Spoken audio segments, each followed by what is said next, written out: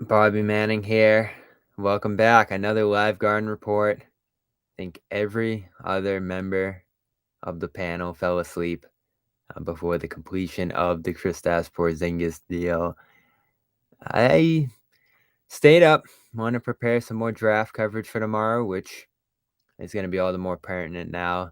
Celtics get the Porzingis trade done, pick up a couple picks in the process, and trade Marcus Smart to Memphis. Memphis steps up as the third team. They had a deadline of midnight to get this done. I'm sure Porzingis wanted to land on a new trade team and retain those bird rights, retain the ability to do an extension. So he keeps that midnight deadline in place. And over the course of about an hour here, Celtics had to make a decision. Couldn't find a destination for Malcolm Brogdon. I'm sure didn't want to trade future draft capital to move off that contract. And so Washington had interest, as Adrian Wojnarowski reported, that the Wizards wanted Tyus Jones. They had conversations on Jones. Jones felt like, with the reporting over the last couple of days here, wanted to find a new spot. And it all comes together. This is crazy. Marcus Smart, a Memphis Grizzly now. Porzingis lands in Boston. They get their big three, Tatum, Brown, and Smart, but at a heavy cost here. And the Celtics do pick up some valuable pieces here in terms of draft capital.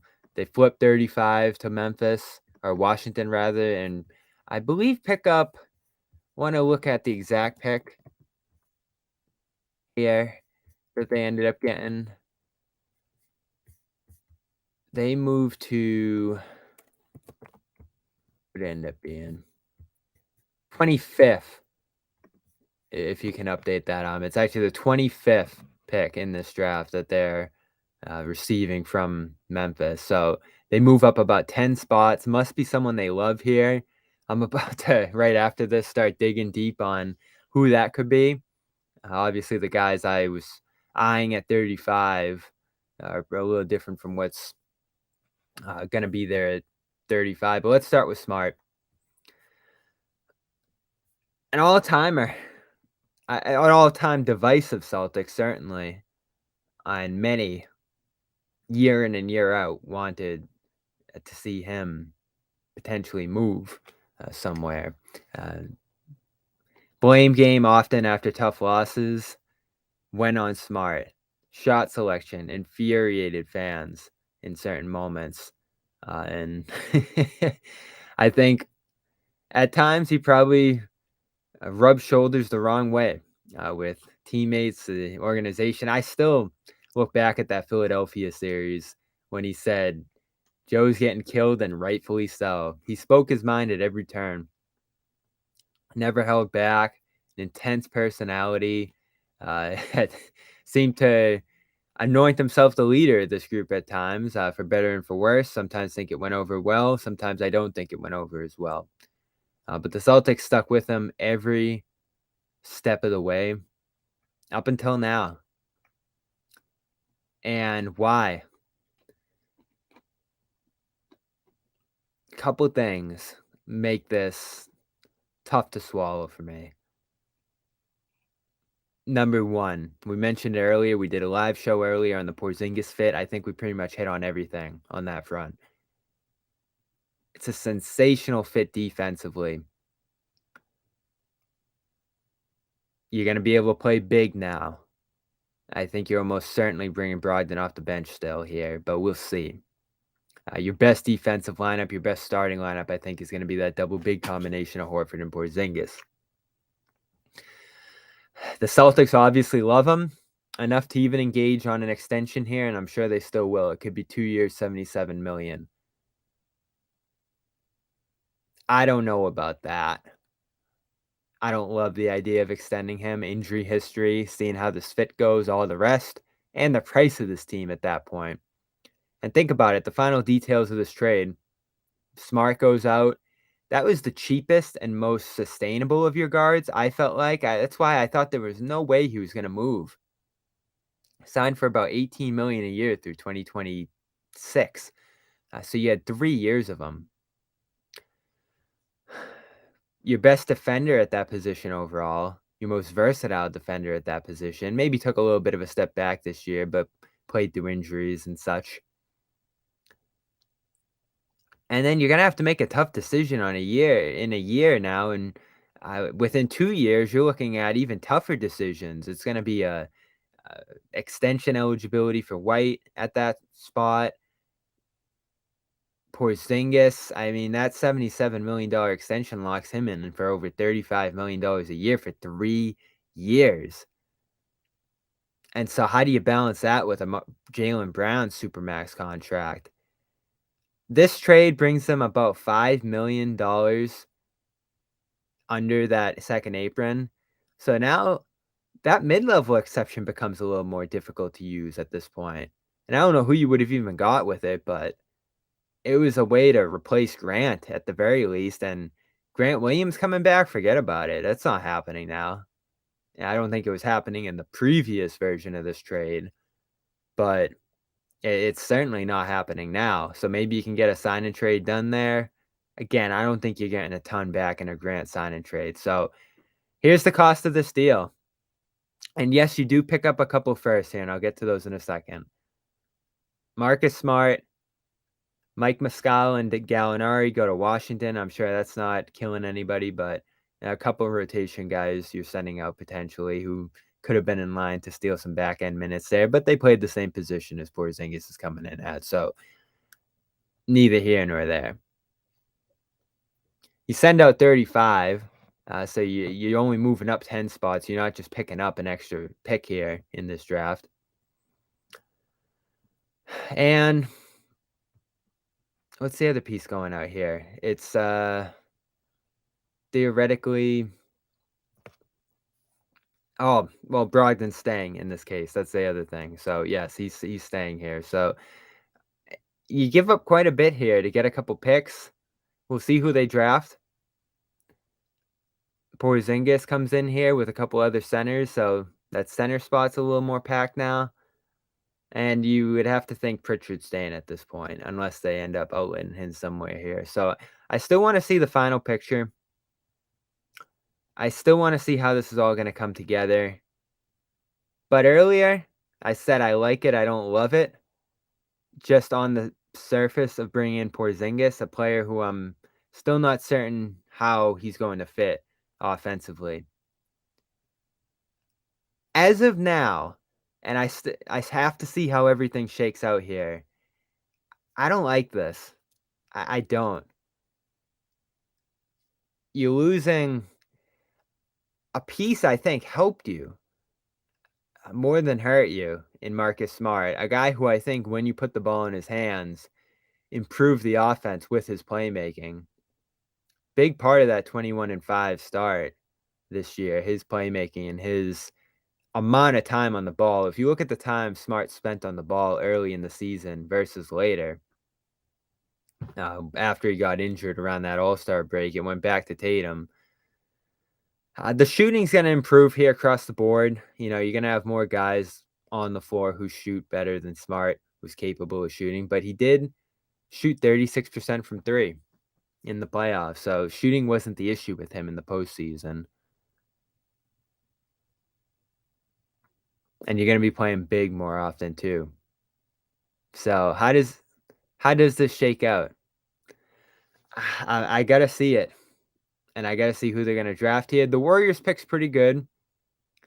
You know, the way it's looking for that team, next year's Warriors pick could end up being a premium pick. And I have to look at the protections on that, because I do believe they had some minor protections, not something that's probably going to impact the Celtics, unless the Warriors really bottom out here. But that 2024 Warriors pick, which went over to Memphis in the Andre Iguodala trade, is protected top 4. So if the Warriors end up with a top 4 pick next year, they'll keep it, and then it will move to 2025 top 1 protected, and then unprotected in 2026 if it ends up being that number one pick in 2025. So Celtics get a nearly unprotected pick from the Warriors here.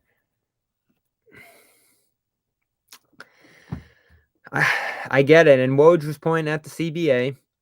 I don't know how you point at that when you're about to have 3 guys making over $35 million a year here, and you're pushing much closer to the second apron for this year in particular. I almost feel like you're going to be a second apron team this year, depending on how things shake out, but we'll see.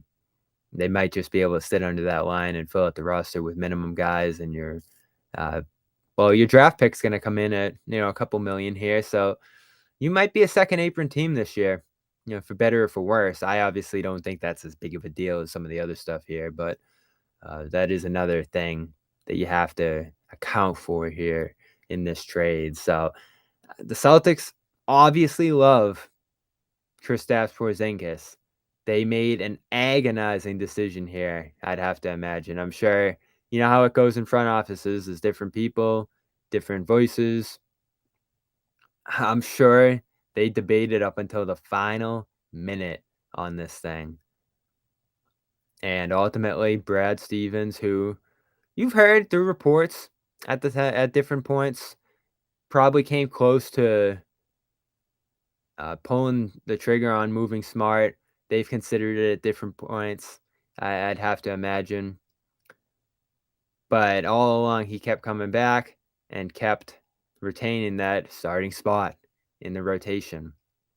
And that is the one thing I'll acknowledge here that I have to think they did this for, is that almost everybody on this roster showed flexibility over the last couple of years here. Brogdon going to the bench, White starting, sitting last year, Rob starting, sitting. Horford's largely started throughout, but Marcus, you always had that thing. Oh, is Marcus going to sit in the fourth quarter? Can you move him to the bench if you acquire this point guard? How's he going to feel about this? We were always asking that question. And I think that was a difficult thing for this team to manage with into the future, particularly if they do go out and get another guard now. And I have to think some more about who they could potentially target at that position if they do want to pad their depth once again there or utilize someone else.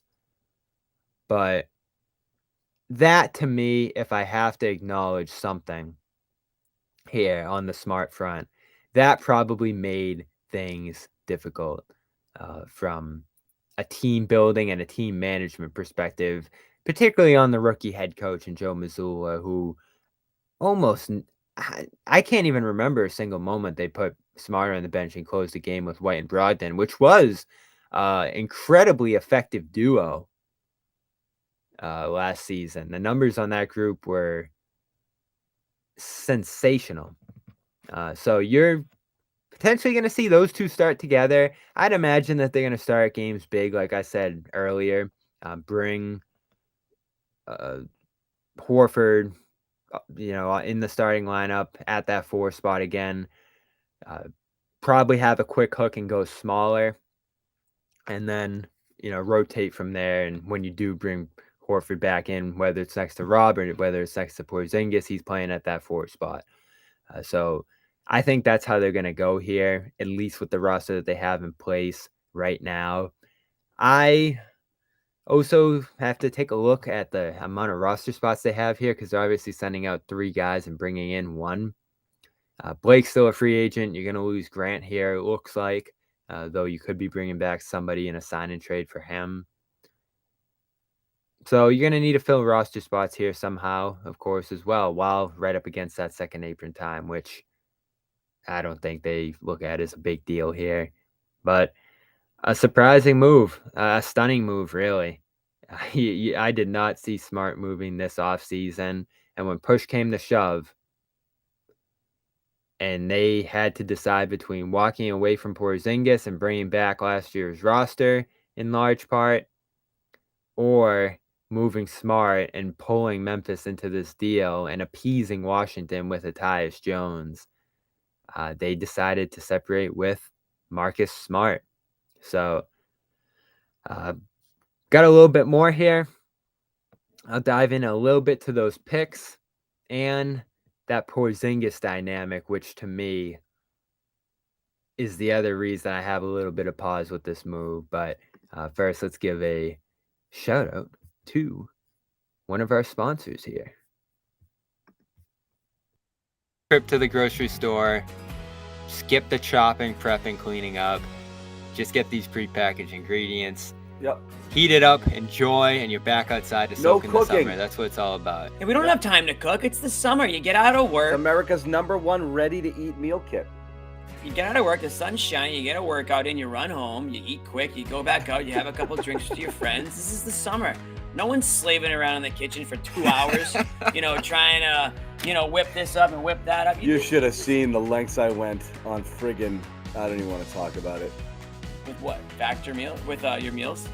Pies? Yeah, no, on Father's Day, the amount of friggin' cooking I had to do. Disaster. You had to cook your own meals? Yeah. Is that what you Look at that. John, is that you? Factor meals. Factor shakes. Oh, we got Factor shakes. Oh, they got shakes? Yeah, guys, come on. I didn't even know. Get with it. I knew they had it, but they look good. I'm not a green beans guy personally, but those bars are great too. You need something quick. Anyway, go Factor check it out. meals It's on the America's go. #1 ready-to-eat meal kit. Toss it in go the bag get some. on your way to the gym. Factormeals.com/garden50. Get 50% off your first box.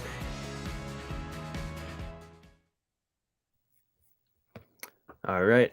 Shout out to Factor Meals.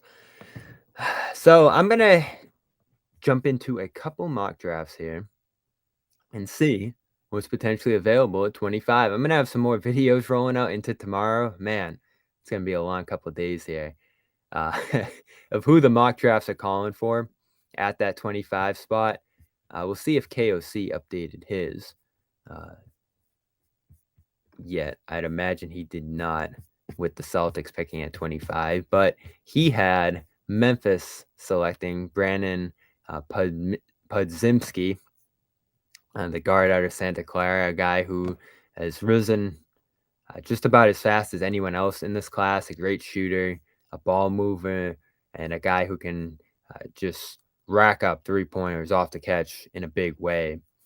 Vicini, whose mock draft or big board here isn't really looking at teams in particular.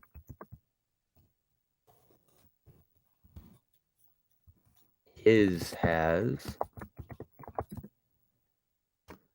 can't pull it up quick enough here. The Athletic one, consolidating this as a whole, had at 25 Olivier Maxence Prosper out of Marquette.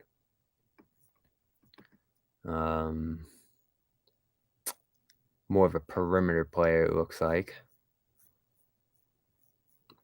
ESPN has at 25 Ryan Rupert out of New Zealand.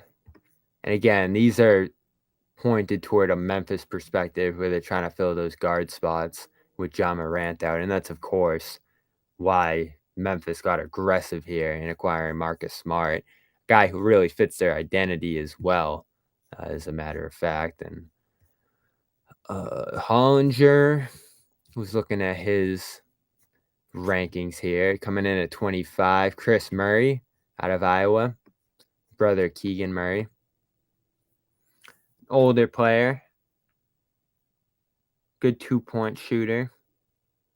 Guy who had more pedigree, I feel like, coming into this draft. He's dropped a little bit. And who are some other names floating around that 25 spot? Nick Smith, Derek Whitehead, Noah Clowney. I saw his name floating around in the chat. And then some of the other names I was floating around at 35, like Maxwell Lewis, good wing. It's a name I actually really like at 25. You seemed like the guy most out of reach at 35 among the names that I was starting to favor. And Kobe Jones, another ball handler, another guard in that mix, if they are trying to supplant Peyton Pritchard. Maybe that's a guy you look at that spot, but bit of a non-shooter. One thing I've noticed in this draft across the board in the later stages is that there really isn't a ton of shooting. at these spots. There's some great athletes. There's some great physical profiles. But, man, these guys struggled to shoot later in this draft. And some of them, like an Andre Jackson, didn't hit a three with a defender within 6 feet of him.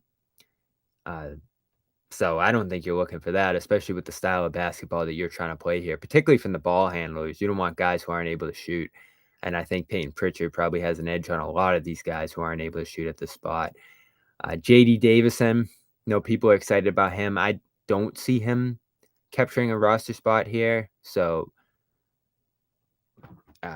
if they can bring him back on a two-way, great, and continue developing him. But I wouldn't say he's about to slide into the guard rotation with Marcus Smart gone here behind the other three. So maybe you do need another body in here. But there's obviously something they like at 25 that made them jump in here and get it. So, man, 1,700 of you in here. This is a big deal. And it just shows how divisive Smart was. I'm seeing people in the chat furious that he's gone, hating this trade. I see people saying, come on, Bobby, stop being so emotional. This makes so much sense. He had to go. It was time. And this is basically a summation of the Celtics postgame show that I've been on since 2017.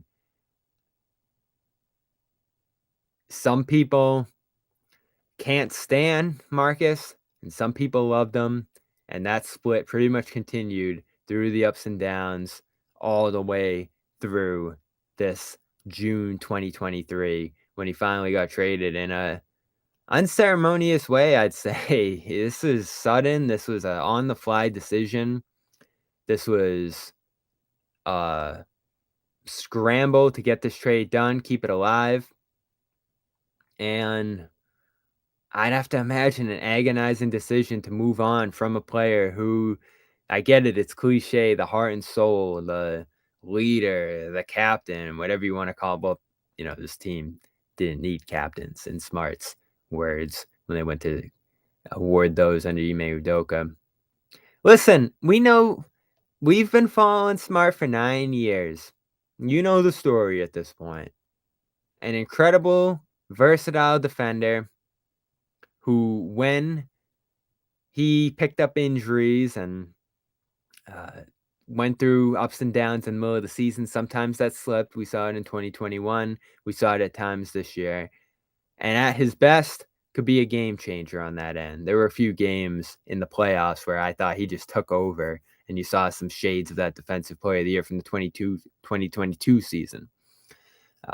2022, phenomenal. At the point of attack, the quarterback, the switcher who made that system roll on that end of the floor. And he thrived communicating, defending bigs when necessary, boxing out, calling out stuff. He just did it all on that end. And that team drove to the finals on defense. And as he loved to say, he moved to point guard. He had the ball in his hands more often. He made good decisions to set up his teammates on that run. And I feel like with that ankle injury against the Heat in the East Finals that carried over in the next year, that he re-injured a couple of times, he had more of an uneven season this year. And, he's a guy who was heading into his 9th year here. It's been a long time that he's been on this team.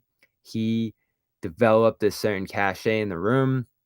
And I think guys looked to him in ways that I think, Tatum and Brown are going to have to take on that leadership role now. And this is what we got to get to here, is that it's more and more as other guys exit this room, guys who these two played with for a long time and looked up to, your Haywards and Kembas and Tices, and Horford's still here, but he's probably going to be taking a backseat to Porzingis to a large degree.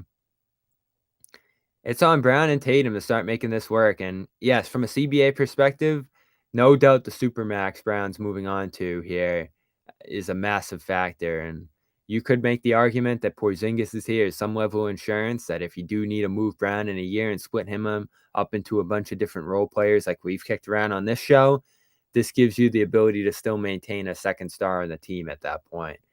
I would not love getting to that point, and that's going to have to include Porzingis staying long term, whether it's through an extension or in free agency next year. We'll see where that moves next, and I'm sure we'll figure that out in a short timeline here. July 6th is the date that Porzingis is eligible to sign that 2-year, $77 million extension.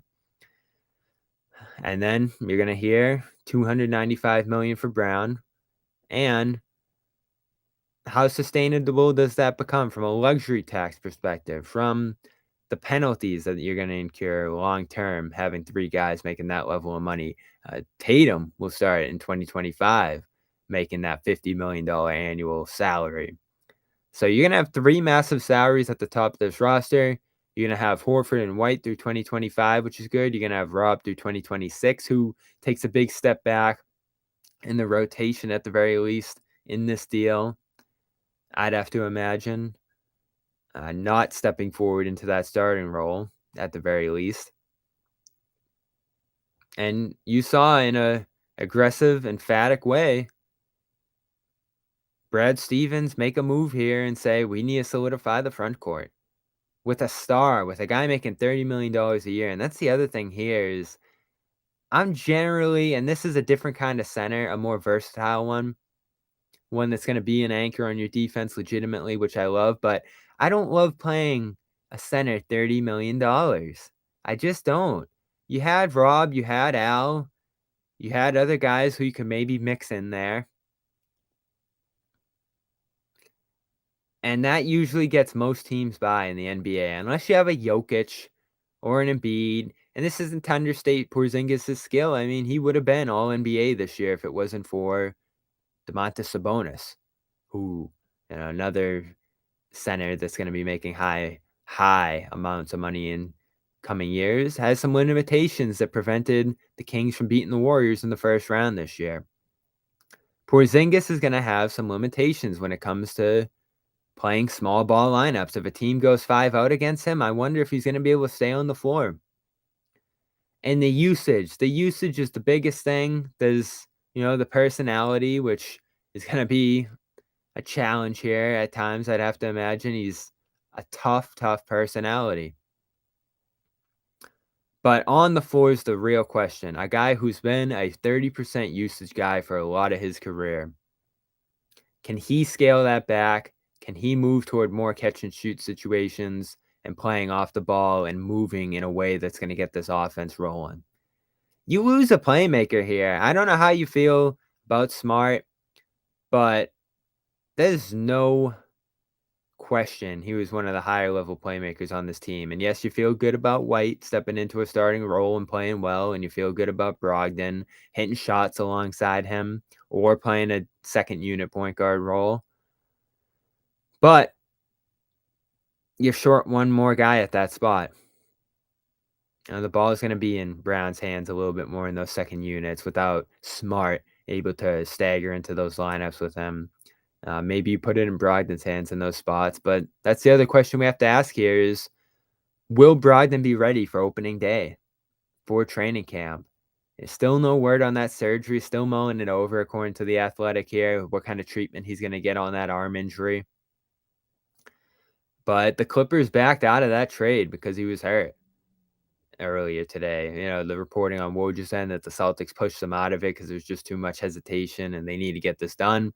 But there was obviously some pause on the Clippers' end in terms of taking back Brogdon. And now Brogdon's here to stay. 2 years, $22 million a year.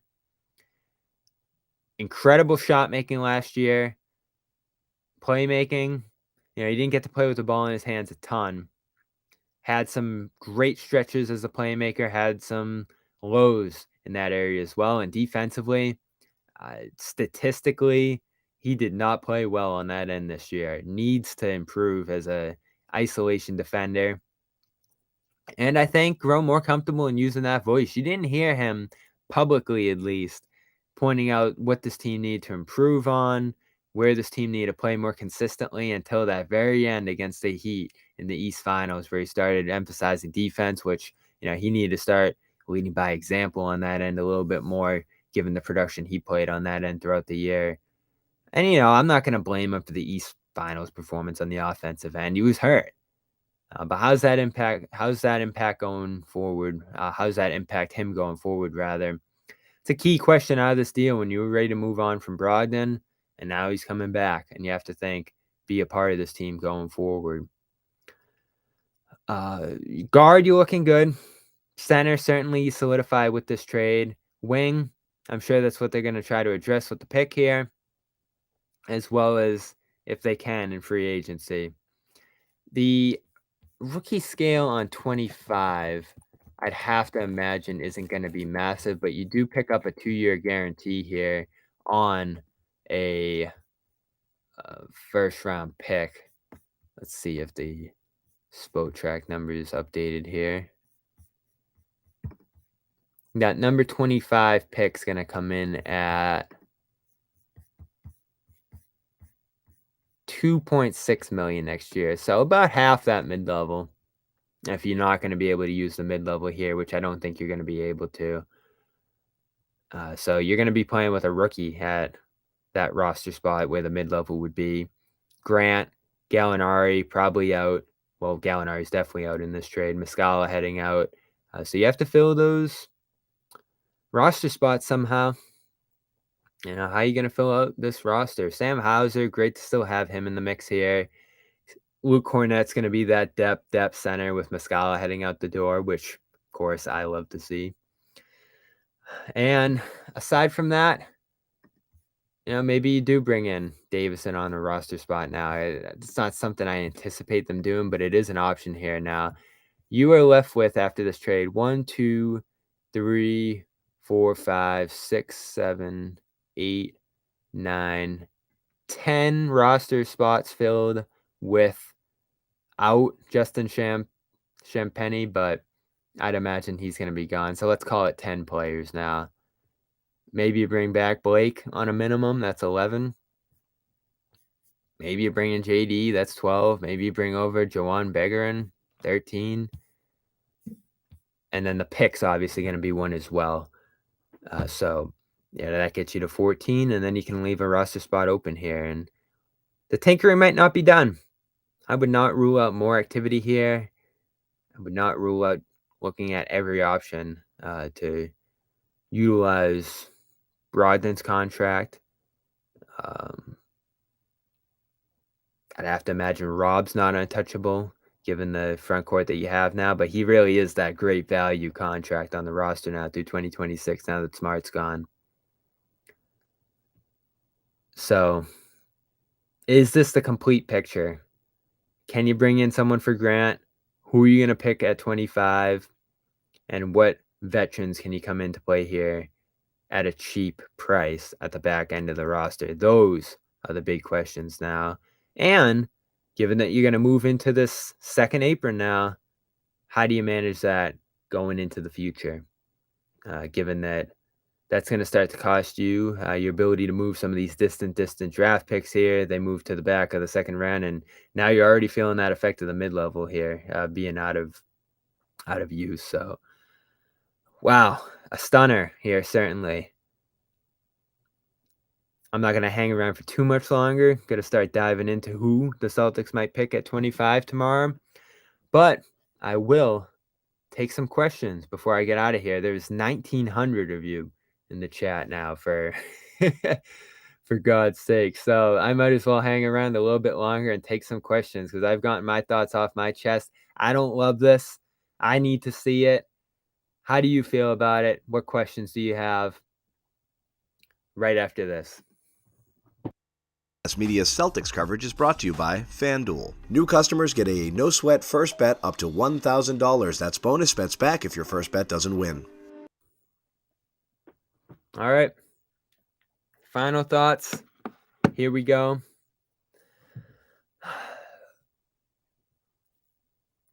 Let's talk about Smart. And I'm going to wait for some of your questions to roll in, but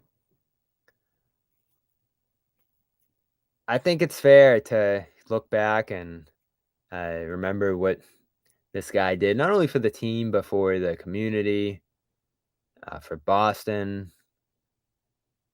The moments, you're always going to remember him taking those pair of offensive fouls against James Harden in 2018. some of the charges he took, the dives to the floor. The one where he flew out of bounds throwing the ball off Kawhi. The guy lived on the hardwood. He really did, and put his body at risk constantly to secure loose balls, to grab offensive rebounds, and make an extra play, an extra effort. That's the kind of tone he set here, at least on the floor. And he played with a ton of fire, played in a divisive way, an aggressive way, but one where he carried no hesitation. And a lot of fans loved him. They did. You saw him run out on the floor, take those backward shots. When he'd hit him, the place would go nuts. Whenever he ran out on the floor before a game, fans would go pretty wild. And one thing about the Celtics, the NBA, is that the way guys come and go, or the level of stardom guys reach, Tatum and Brown in particular, there's not a strong connection with the community all the time.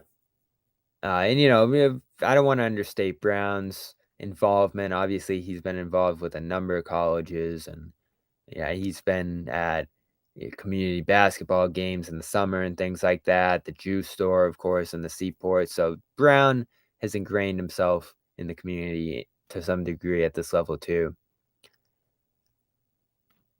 But whether it's the terminology, even when everyone was talking about the 0-3 comeback against the Yankees, a lot of guys rolled their eyes on this team, but Smart got that. I mean, 9 years in Boston, certain things he picked up just culturally here, and just the expectations of the city, the intensity of the city, the accountability that this city forces, on its athletes. And I think the desire, I think the city has a lot of time to see guys give back, and he really did. Jared wrote a great story, and I talked to him about it as well, about getting the smart carts in the hospitals here for the kids with cancer. It was an incredible story.